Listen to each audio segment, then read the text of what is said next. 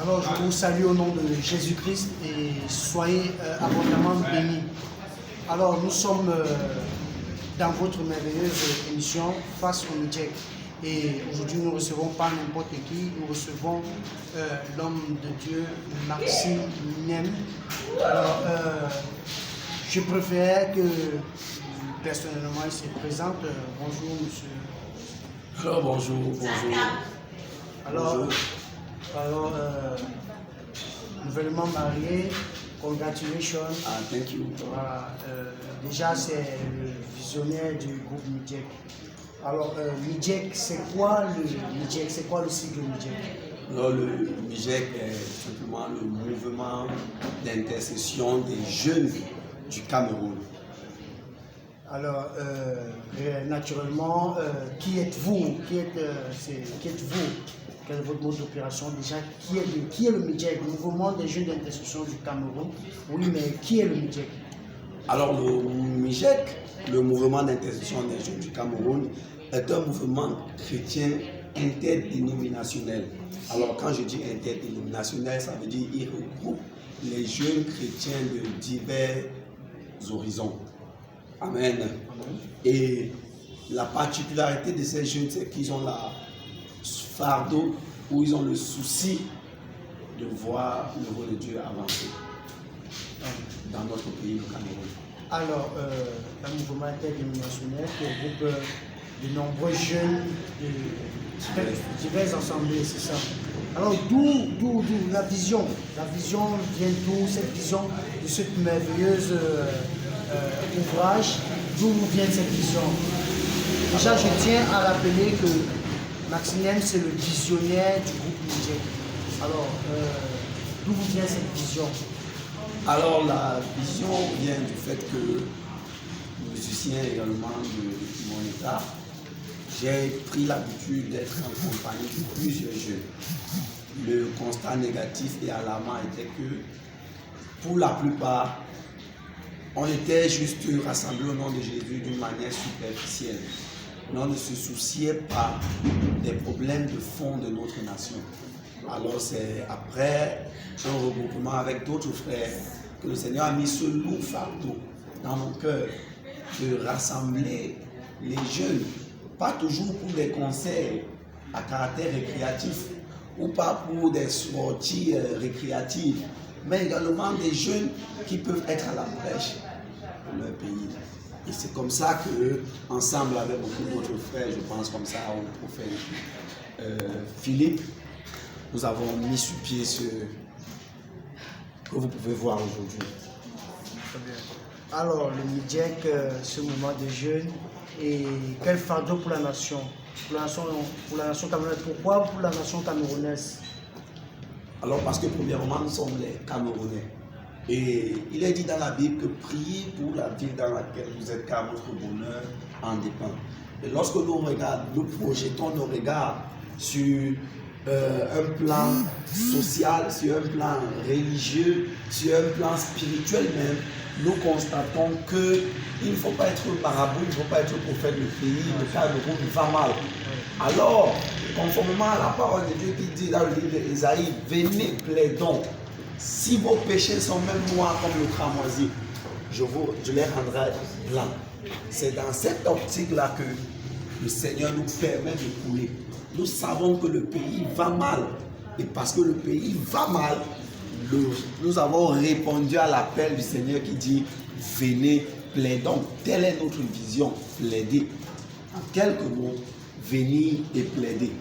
Plaider pour le Cameroun, plaider pour l'Afrique.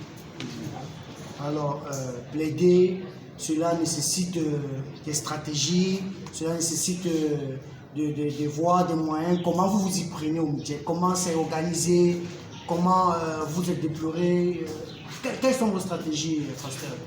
Alors, le Midjek étant une œuvre spirituelle, nous mettons l'accent sur les œuvres de l'esprit. Amen. Pour communiquer des idéaux de paix à la société. Amen. Car lorsque nous jetons, la Bible dit, la jeunesse est le fer de lance de la nation. Alors nous mettons cet accent-là sur les jeunes parce que nous savons que si les jeunes sont gagnés, automatiquement le Cameroun sera gagné. Alléluia. Alors, très bel ouvrage, très bel ouvrage. Et c'est encore un énorme plaisir pour nous de recevoir en personne le visionnaire de Midjek dans cette émission Face au Midjek. Alors, monsieur pasteur Nem, quels sont vos objectifs? Quels sont les objectifs, 2 ou 3 objectifs? Parce que je sais qu'une telle œuvre n'a pas seulement 10 objectifs à atteindre. Nous parlons d'une affaire d'État, nous parlons du Cameroun tout entier. Donc, quels sont vos objectifs? Déjà 2 au moins objectifs. Alors, nous avons des objectifs sur 2 plans particuliers. Premièrement, sur un plan physique, parce que nous sommes encore charnels, nous vivons encore sur la terre. Et nous avons des objectifs spirituels. Sur le plan physique, ce que je peux dire rapidement, c'est restaurer la paix, restaurer l'unité, réallumer les lanternes, car beaucoup nous chantons, beaucoup nous prions, mais nous oublions le côté intercession. Rappelons-nous que ce n'est pas l'intercession d'Abraham, un seul homme, que l'autre a été sauvé. Et sur un plan social, nous, dans le temps, nous projetons, vous savez, c'est une chose d'évangéliser les jeunes. Mais après, on se confronte souvent au problème où, après avoir parlé de Jésus, ils ne savent pas faire. Alors nous projetons créer des centres de formation. Après leur avoir parlé de Jésus, nous pouvons les orienter afin d'être des hommes utiles pour la société. Nous prévoyons avoir des hôpitaux. Pourquoi pas? Voilà quelques objectifs parmi tant d'autres. Entendre ces objectifs, et je profite de ces objectifs pour lancer un grand appel à tous les jeunes camerounaises. Déjà, jeunesse, c'est limité l'âge dans le milieu? Non, il a dit que la jeunesse va de 7 ans à 77 ans. Alors, nous recrutons ou nous acceptons, si vous voulez, les jeunes de tout âge et de tout ordre. Alors que même si tu as 80 ans, nous rappelons que la jeune Sarah à 90 ans a donné naissance. Amen. Amen. Alors tant que tu sens que tu es jeune en toi, tu es bienvenu au Midjek. Alors, c'est un plaisir pour moi, monsieur pasteur Nem.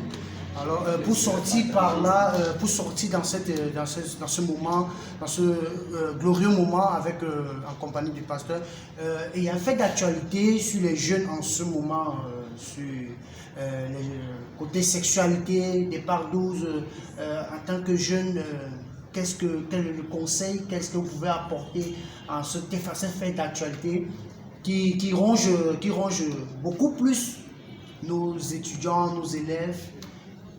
Qu'est-ce que vous pouvez leur dire face à cette caméra? Alors, comme je disais au départ, le constat est fait que le pays va mal. Alors, la dépravation de ces jeunes est seulement la conséquence de la grande blessure nationale.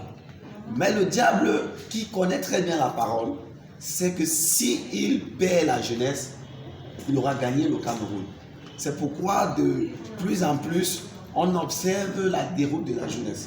Mais si je peux donner un conseil à ces jeunes, ou à nous autres jeunes, c'est de, maintenant plus que jamais, de se mettre vraiment à la brèche. Car la Bible dit, je cherche un homme. Alors je crois que le jeune ou la jeunesse est cette personne-là que Dieu cherche. Alors si toi jeune, si moi jeune, nous nous mettons ensemble, je crois que ces autres jeunes seront gagnés à Jésus. Alors, là, nous tirons à la fin de ce moment un mot d'encouragement pour votre équipe déjà qui travaille avec vous. Et en quelques minutes, quelques secondes, comment c'est organisé en interne? Déjà, en quelques secondes, et en saluant aussi cette équipe dynamique qui vous tient. Alors, je dis un bonjour particulier à toute cette merveilleuse équipe. Le Midjek a une structuration théocratique parce que nous puissons de Dieu et nous suivons ce que Dieu dit.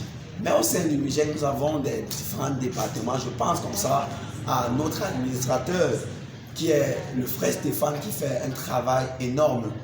Je pense comme ça au responsable du groupe Louange qui est la sœur Mbalé Princesse. Je parle à notre communicatrice qui est la sœur Judith. Je pense à notre responsable de l'intercession qui est la sœur Yvonne. Et je ne saurais terminer sans dire, penser à notre merveilleuse secrétaire. Vous savez, on dit les paroles s'envolent, mais les écrits restent. Alors elle, c'est notre sœur Ange. Et le merveilleux chef d'orchestre, le frère Bonheur. Et je vais conclure en disant merci à cette femme-là que Dieu a mis à mes côtés. Avec elle, je crois que je suis plus fort. Et avec la grâce de Dieu, je pense à ma chère et tendre épouse, Madame Lynn Flore, que je fais un gros bisou, ma chérie. Et que nous avons le plaisir de saluer dans ce moment d'émission. Alors, c'était votre merveilleux moment face au Midjek. Et nous vous donnons rendez-vous encore pour le prochain numéro où nous serons davantage face à quelqu'un de loin, quelqu'un qui pourra nous parler de la part du Seigneur Jésus-Christ. Alors, la paix sur vous et que Jésus règne. Amen. Amen. Amen.